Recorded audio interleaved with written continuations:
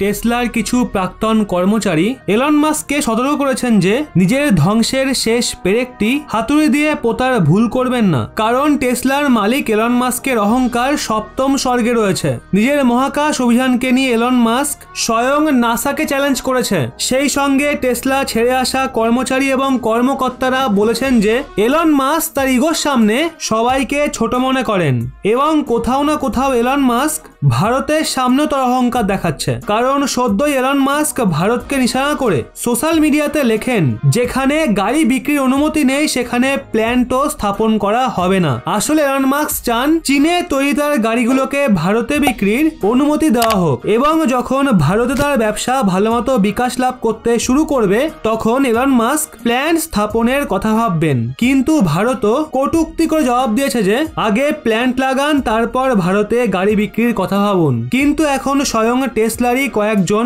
প্রাক্তন অভিজ্ঞ ব্যক্তিরা নিজেরাই সতর্ক করে দিয়েছেন যে এলন মাস্ক ভারতে একটা ভালো ভবিষ্যৎকে চিনতে পারছেন না, আর না তো দ্রুত পরিবর্তনশীল বৈশ্বিক রাজনীতিকে বুঝতে পারছে। কারণ দ্রুত পরিবর্তনশীল রাজনীতির কারণে চীনে টেসলার প্ল্যান্ট এলন মাস্কের জন্য একটা বড় প্রতারণা হিসেবে প্রমাণিত হবে এবং আগামী দিনে টেসলাকে চীন থেকে ঠিক একইভাবে পালাতে হবে যেভাবে আজ আমেরিকার কোম্পানিগুলোকে রাশিয়া ছেড়ে পালাতে হয়েছে। তখন এলন মাস্কের সামনে কিন্তু ভারত ছাড়া আর কোনো উপায় থাকবে না। ওদিকে স্বয়ং একটা মার্কিন প্রতিবেদনে দাবি করা হয়েছে যে চীন এলন মাস্কের হাজার হাজার স্যাটেলাইট বরবাদ করার সামগ্রী তৈরি করছে। এক্ষেত্রে এলন মাস্ককে চীনের ভালোবাসা ছেড়ে দেওয়া উচিত। ভবিষ্যতের কথা মাথায় রেখে ভারতের সঙ্গে সম্পর্ক এখন থেকেই মজবুত করা উচিত। কারণ যখন স্বয়ং মার্কিন সরকার নিজেই এবং আমেরিকার বাকি কোম্পানিগুলো ভারতে আসছে, ভারতের সঙ্গে সম্পর্ক মজবুত করছে, সেখানে এমন পরিস্থিতিতে